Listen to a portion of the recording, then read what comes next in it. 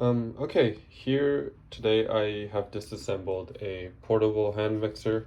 It's pretty much as big as my hand, pretty lightweight, connected to the wall by a cord. Has a switch on the back and a handle. Yeah. And so I guess the first thing I found interesting in the first glance was about the mixing arms. As you when I rotated one of the mixer arms manually, you can see that the other one also moves, so they're kind of synchronized with one another. I think the design choice here was so that they can make the mixing arms kind of like overlap with one another. So when you move one, the other one moves without them hitting one another, because that would be pretty bad. And I think the reason also for that was to make these the mixing arms and I guess the paddles as close as possible, so it can be reached in, let's say, steeper bowls and like different type of bowls as well. Uh, yeah, and another thing about the mixing arms is when I try to take them off, I need to apply quite a bit of force on them. So as you can see that pretty clicked off, and if I try to put it back in, it's the same, and there's like this clicking noise. You can see for the reason is that they use these two little paddles on the edge. What that does is when it inserts into this plastic crosshead, I think what happens is that the plastic sort of moves a little as you push it further in. Like, it's just flexible enough that when you put it in, it gets hooked, but not flexible and sturdy enough so that it actually doesn't come out, and that's where the clicking sound is coming from. It's actually not as wobbly as I thought it would be, and I think that's probably because the plastic's pretty sturdy, and that's why. And it actually took me a good amount of force to actually put it in. And making it not wobbly is obviously an important factor, not just because of the safety and just the comfort of the users, but also because of the vibrations that'll be created on the inside. I'll get to how the vibrations are also handled on the inside later, but I just wanted to point that out. And secondly, the mixing arms actually go pretty deeply in. This is about as half, almost 3/4 of my index finger, and the reason for it requiring to go pretty deeply in is that, again, for stability reasons. Like, if it wasn't as deeply in, it could be more wobbly, and there could be more torque due to the rotation and like when using the mixers, so it could actually damage the plastic further. Yeah, and concerning the and one more thing on the outside that I noticed pretty interesting was the position of the cord that was used, because this is connected to a wall. I guess the purpose of it putting it on the bottom right specifically was that the users, they suspected, would be mostly right-handed. So putting on the bottom right would mean that it wouldn't interfere with most of their work. So, for example, if it was on the left side, for right-handed users, it'll kind of have to overlap.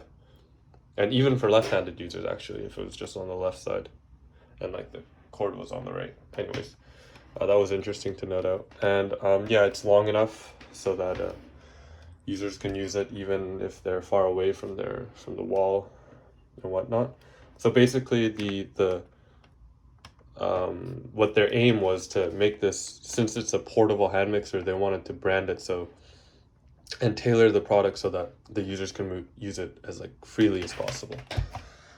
Yeah, and it's pretty lightweight as well, which actually contributes to it.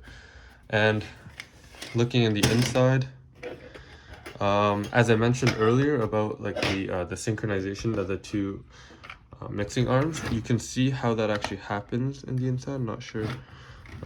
There's that little, so there's the two plastic,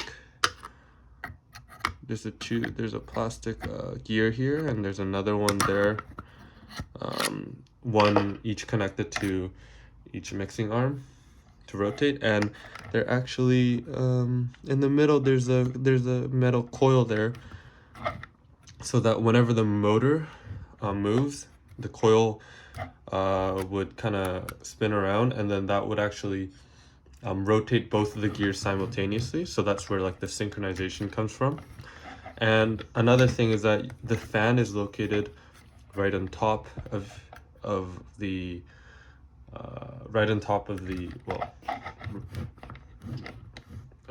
rotator. Oh, I can't move it.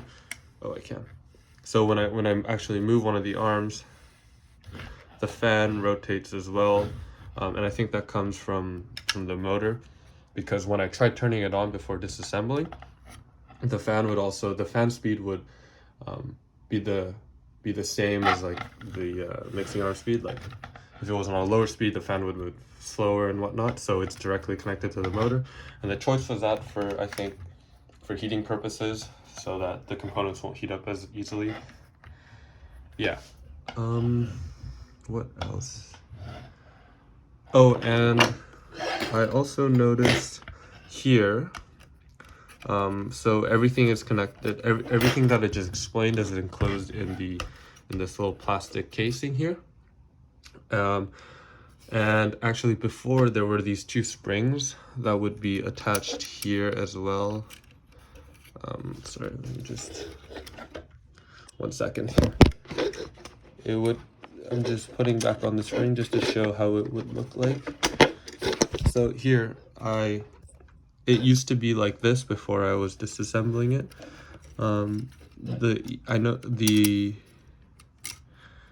These two plastic rods would go inside. Would go inside these plastic casings. So I guess for stability reasons for the switch, and because this is a two-component thing, they needed to stabilize and make sure that things go in place without moving too easily. And the choice for the spring here was, I believe, to dampen out any of the vibrations of the rotating the mixing arms and the fan as well, because I mean, as you could imagine, like a kitchen appliance, as this rotates, there will be quite a bit of vibrations. I mean, from my personal experience, when I tried using this and I would hit like the bowl while mixing, there would be quite some vibrations felt on my hand. So to dampen out some of that in the inside, they use these two springs on each of them. They're pretty sturdy, actually. Yeah, so that was actually pretty interesting to note. And what else? And another thing, I guess the last thing I'll cover is are these 6 different wires that are connected to the switch here. You can see the copper, kind of like a white bird that would, as you switch, you could click on different modes. Yeah, and the purpose of the copper's there's like a little valley here, so that there's some sort of resistance as they move one another. And I think the purpose of that is so the user can know when the different modes, when the modes are being switched, so that they can kind of feel and hear the clicking sound of like, oh, like I just switched from 4 to 5 and whatnot. And and obviously copper was used, and it's pretty thin just because it's cheap, I guess, and it's copper is conductive.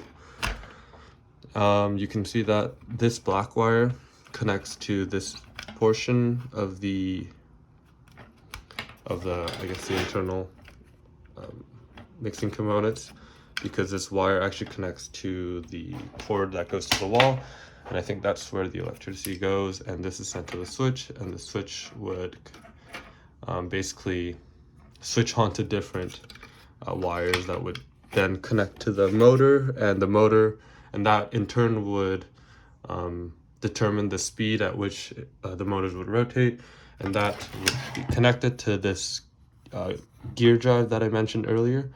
It connects to the 2 different mixing arms, and so basically all that connected by making the switch to different I guess modes, the user can directly control the mixing arm of all the connections that I just mentioned. And yeah, that was basically what I found interesting about the hand mixer.